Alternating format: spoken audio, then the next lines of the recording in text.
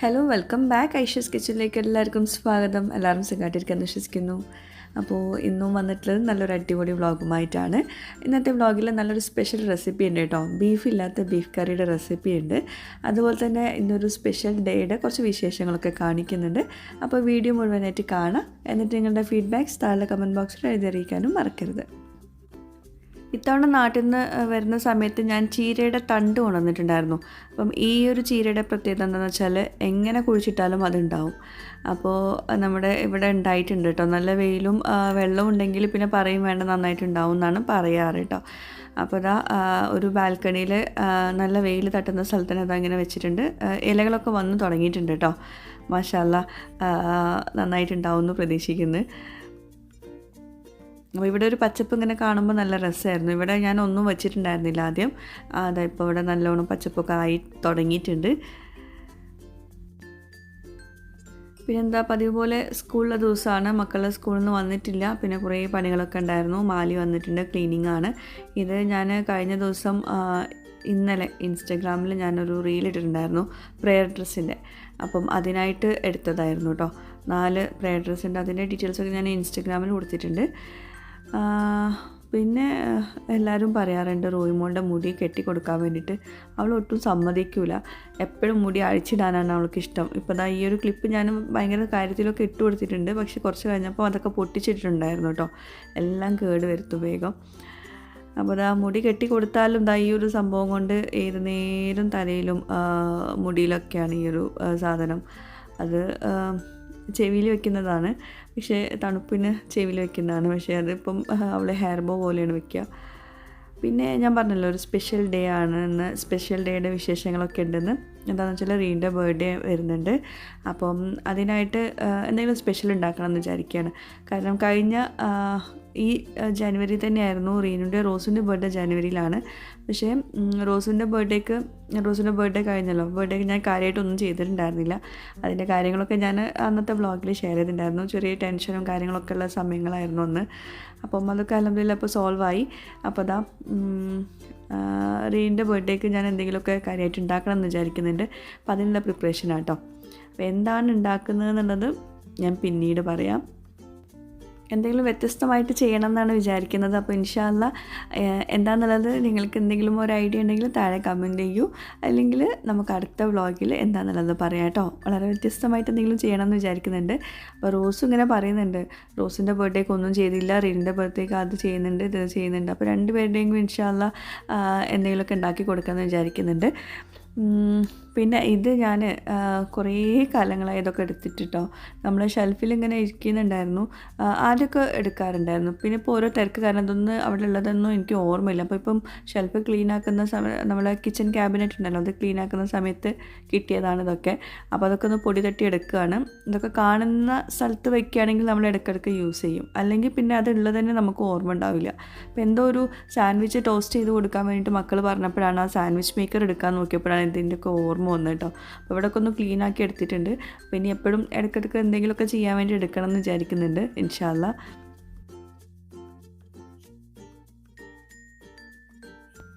അപ്പോൾ ഇങ്ങനത്തെ പണികളൊക്കെ ഞാൻ മാലി വരുന്ന സമയത്താണ് ചെയ്യുക. എന്നാൽ പിന്നെ മാലി അത് കംപ്ലീറ്റ് ആക്കിക്കോളും. പകുതി വെച്ച് ചിലപ്പോൾ നിർത്തേണ്ടി വരും ഈ റൂമിമോൾ കരഞ്ഞിട്ടൊക്കെ.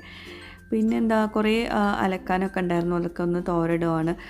നമ്മളിപ്പം വീടിൻ്റെ അകത്താണ് ഇങ്ങനെ അയലിടാറ് കേട്ടോ. കാരണം പുറത്ത് നല്ല തണുപ്പാണ്, പെട്ടെന്ന് ഉണങ്ങില്ല. അതുപോരാഞ്ഞിട്ട് നല്ല പൊടിക്കാറ്റൊക്കെ ഉണ്ടാകുമ്പോൾ പെട്ടെന്ന് പൊടിയാവും ചെയ്യും. പിന്നെ ഈ സ്വീറ്റ് കോൺ കഴിഞ്ഞ വീക്കെൻഡിൻ്റെ മുമ്പ് വാങ്ങിച്ചതാണ് കേട്ടോ. വീക്കെൻഡിൽ ഉണ്ടാക്കാൻ വേണ്ടിയിട്ട് വാങ്ങിച്ചതാണ്. ഇപ്പം അടുത്ത വീക്കെൻഡ് ആവാനായി, ഇപ്പോഴും ഉണ്ടാക്കിയിട്ടില്ല.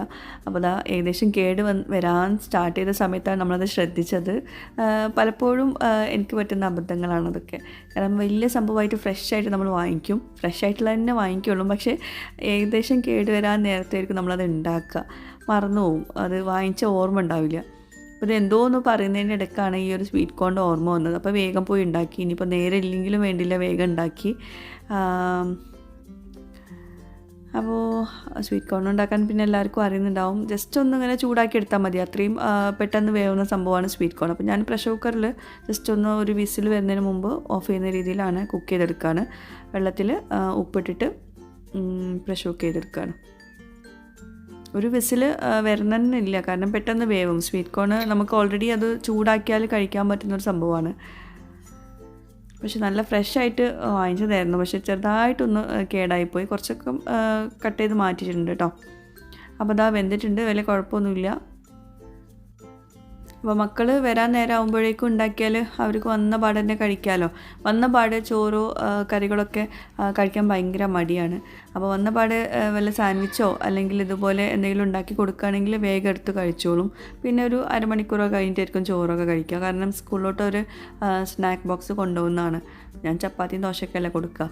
അപ്പോൾ എന്തായാലും അത് വരാൻ നേരമായിരിക്കും കഴിച്ചിട്ടുണ്ടാവും. അപ്പോൾ വലിയ വിശപ്പൊന്നും ഉണ്ടാവില്ല. അപ്പോൾ അതാ വന്നിട്ടുണ്ട്. അപ്പോൾ ഈ ഒരു വീഡിയോ എടുക്കുന്നതിൻ്റെ നെക്സ്റ്റ് ഡേ ആണ് റീനുവിൻ്റെ ബർത്ത്ഡേ. അപ്പോൾ റീനുവിന് സ്കൂളിലേക്ക് കൊണ്ടുപോകേണ്ട സാധനങ്ങളും വാങ്ങിക്കാനുണ്ട്. പിന്നെ ഞാൻ പറഞ്ഞല്ലോ സ്പെഷ്യലായിട്ട് എന്തെങ്കിലും ഉണ്ടാക്കണം എന്ന്. അപ്പോൾ അതിനുള്ള സാധനങ്ങളൊക്കെ വാങ്ങിക്കാനുണ്ട്. അപ്പം വൈകിട്ട് നമുക്ക് പുറത്ത് പോകാനുണ്ട്. അപ്പോൾ അതിന് മുമ്പ് നമുക്ക് ഫുഡ് ഉണ്ടാക്കണമല്ലോ, ഡിന്നർ ഉണ്ടാക്കണമല്ലോ. ഡിന്നർ കഴിച്ചിട്ട് നമ്മൾ പുറത്ത് പോവാറ്.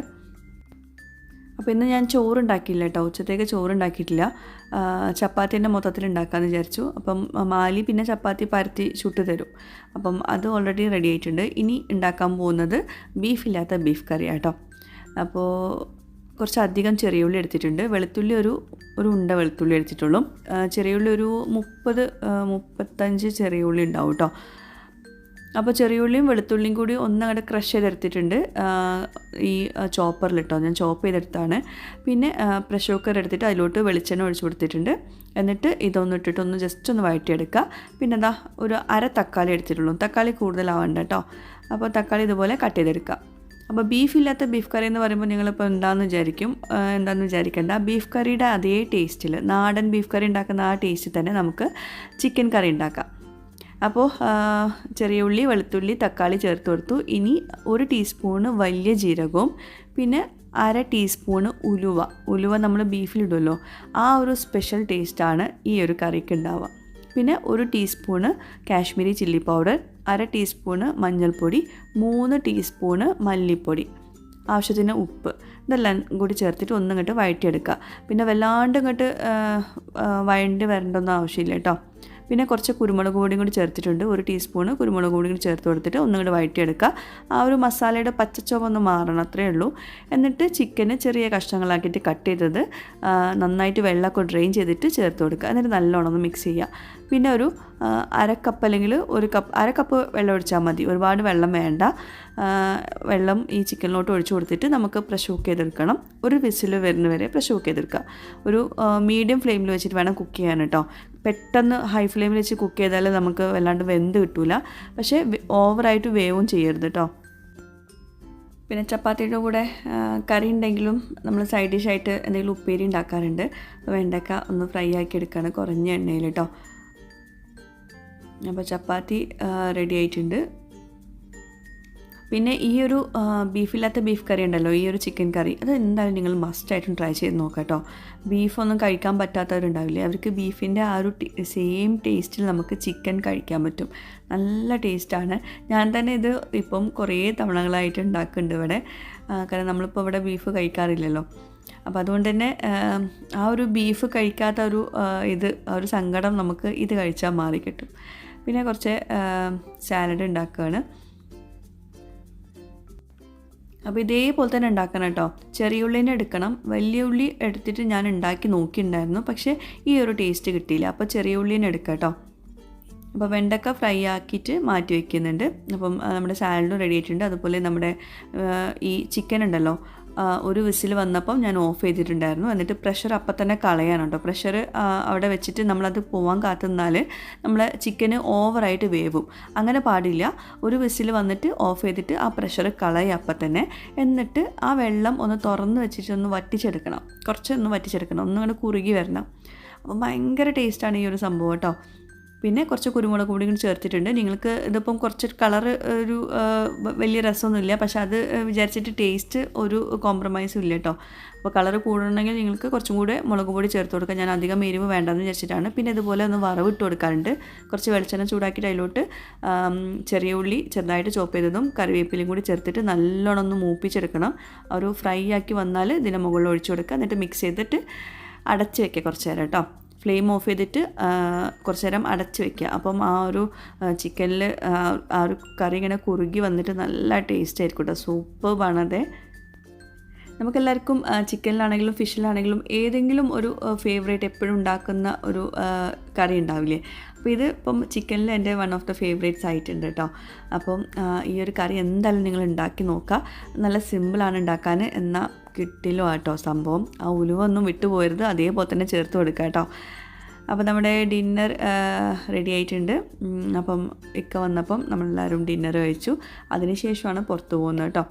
അപ്പം ഡിന്നറിന് നമ്മൾ ചായയാണ് കുടിക്കാറ്. കാരണം ചായയുടെ സമയത്താണ് നമ്മൾ ഡിന്നർ കഴിക്കുക. ഒരു 6:30-7 മണി ആ ഒരു സമയത്താണ് ഡിന്നർ കഴിക്കുക. പിന്നെ രണ്ടും കൂടി ഒരുമിച്ചാണ്, ഈവനിങ് സ്നാക്കും ഡിന്നറും കൂടി എല്ലാം കൂടി ഇതുതന്നെയാണ് കഴിക്കുക. അടിപൊളി ടേസ്റ്റാണ് സംഭവം.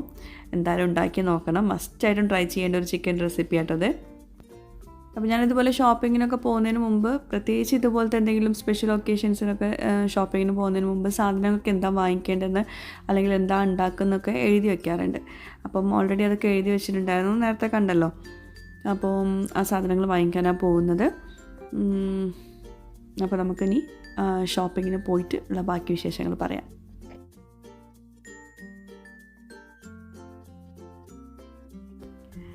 ഞാൻ മുമ്പത്തെ നമ്മുടെ യൂട്യൂബ് ഷോർട്സിൽ ഇട്ടൊരു റീലുണ്ടായിരുന്നല്ലോ.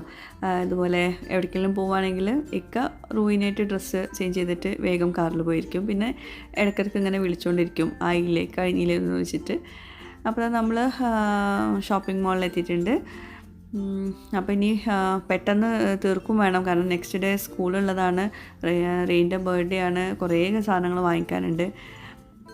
അപ്പം സാധനങ്ങളൊക്കെ വാങ്ങിക്കുന്നതൊക്കെ നിങ്ങളൊന്ന് കണ്ടുവരൂ കേട്ടോ. അപ്പോൾ എന്താണ് സ്പെഷ്യലായിട്ട് ഉണ്ടാക്കാൻ പോകുന്നതെന്നുള്ളത് അടുത്ത വ്ളോഗിൽ ഇൻഷാല്ലാ ഷെയർ ചെയ്യുന്നുണ്ട്. പിന്നെ കേക്കിൻ്റെ ആ ഒരു ഭാഗത്തെത്തിയിട്ടുണ്ടെങ്കിൽ റോസും ആണെങ്കിലും റൂഹി ആണെങ്കിലും രണ്ടുപേരും അവിടെ നിന്ന് സ്റ്റക്കാവും. അവിടെ നിന്ന് ഇങ്ങനെ കുറേ സാധനങ്ങളൊക്കെ നോക്കി നിൽക്കും. പിന്നെ ലാസ്റ്റ് എന്തെങ്കിലും വാങ്ങിച്ചു കൊടുക്കാൻ തന്നെ വേണ്ടി വരും. അതിവിടെ വന്നാൽ അത് സ്ഥിരമാണ്. പിന്നെ കഴിഞ്ഞ ദിവസത്തെ വ്ളോഗിൽ കുറേ പേര് കമൻസിലായിട്ടും അതുപോലെ എനിക്ക് മെസ്സേജ് ചെയ്തതൊക്കെ ചോദിച്ചിട്ടുണ്ടായിരുന്നു. കഴിഞ്ഞ ദിവസത്തെ വ്ളോഗ് ഞാൻ ഷെയർ ചെയ്തിട്ടുണ്ടായിരുന്നത് ഒരു ജ്വല്ലറി വീഡിയോ ആയിരുന്നല്ലോ. സഫാരി മോളിനകത്തുള്ള കിസ്വ ഗോൾഡൻ ഡയമണ്ട്സിൻ്റെ റിവ്യൂ വീഡിയോ ആയിരുന്നു. അപ്പോൾ അതിൻ്റെ അകത്ത് 2 ഗ്രാമിൻ്റെയൊക്കെ ഗോൾഡിൻ്റെ കാര്യങ്ങളൊക്കെ പറഞ്ഞിരുന്നു. ഓഫർ ഉണ്ടെന്നും പറഞ്ഞിരുന്നു. 0% മേക്കിംഗ് ചാർജിൽ കുറേ ഓർണമെൻറ്റ്സ് ഉണ്ട്, ഓഫർ ഉണ്ടെന്നൊക്കെ പറഞ്ഞിരുന്നല്ലോ. അപ്പോൾ അത് എത്ര ദിവസം വരെയാണ് ഓഫർന്ന് കുറേ പേര് ചോദിക്കുന്നുണ്ടായിരുന്നു.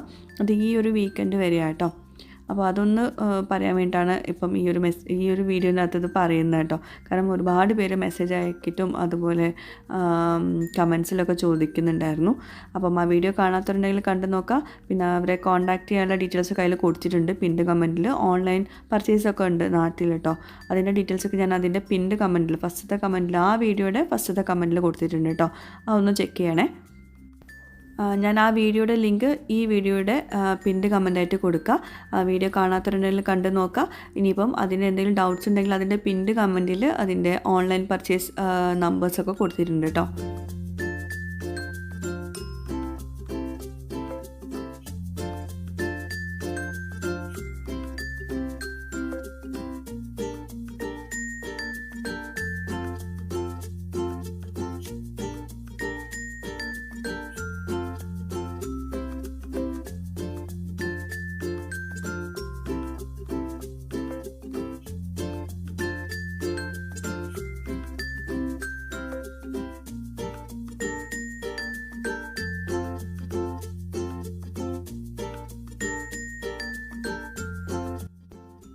റൂയിമോളെ കൊണ്ടും റോസുവിനെ കൊണ്ടൊക്കെ ഇതുപോലെ ഷോപ്പിംഗ് സെൻറ്ററിൽ പോയാൽ അവർ അവിടെ നിന്ന് പോകുന്നതിനിടയ്ക്ക് ഒരുപാട് സാധനങ്ങൾ കഴിച്ചു തീർക്കും. അപ്പോൾ അതാ കേക്ക് കുറേ കണ്ടപ്പം ഏതാ വേണ്ടെന്നുള്ളൊരു കൺഫ്യൂഷനിലാണ്. ആദ്യം ഒരെണ്ണം കാണിച്ചു കൊടുത്തു, അത് വേണ്ട ഇപ്പുറത്ത് ഇങ്ങനെ കാണിച്ചു കൊടുക്കുന്നുണ്ട്. അപ്പം ഇനിയും അവൾ മനസ്സ് മാറ്റുന്നതിന് മുമ്പ് വേഗം വാങ്ങിച്ചു കൊടുക്കുന്നതാണ് നല്ലത്. പിന്നെ റീൻ്റെ ബർത്ത്ഡേക്കുള്ള കേക്ക് വാങ്ങിച്ചു അവിടുന്ന്. അവൾക്ക് സ്കൂളിലോട്ട് കൊണ്ടുപോകാൻ കേട്ടോ, ഫ്രണ്ട്സിന് കൊടുക്കാനുള്ളതാണ്. പിന്നെ വീട്ടിൽ നിന്ന് ഞാൻ കേക്ക് കട്ട് ചെയ്യേണ്ടതെന്ന് വിചാരിച്ചു, കാരണം വലിയ കുട്ടിയല്ലേ, വലിയ കുട്ടികൾക്കൊന്നും കേക്കിൻ്റെ ആവശ്യം വരുന്നില്ല. അവൾക്കാണെങ്കിൽ അതിൻ്റെ ഇൻട്രസ്റ്റും ഇല്ല, അവൾക്ക് കേക്കിൽ വലിയ താല്പര്യമൊന്നുമില്ല. പിന്നെ സ്കൂളിലേക്ക് കുട്ടികൾക്ക് സ്വീറ്റ്സിന് പകരം കേക്ക് ആണ് കൊണ്ടുപോകുന്നത്, അത്രയേ ഉള്ളൂ. പിന്നെന്താ, അപ്പോൾ സാധനങ്ങളൊക്കെ വാങ്ങിച്ചു. അതാ കേക്ക് റൂയിമോൾക്ക് കൊടുക്കുന്നുണ്ട് റീനു.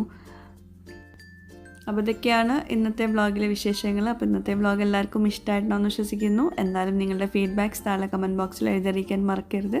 പുതിയൊരു വീഡിയോയുമായിട്ട് വ്ളോഗുമായിട്ടൊക്കെ വരുന്നവരേക്കും ബൈ. Thank you.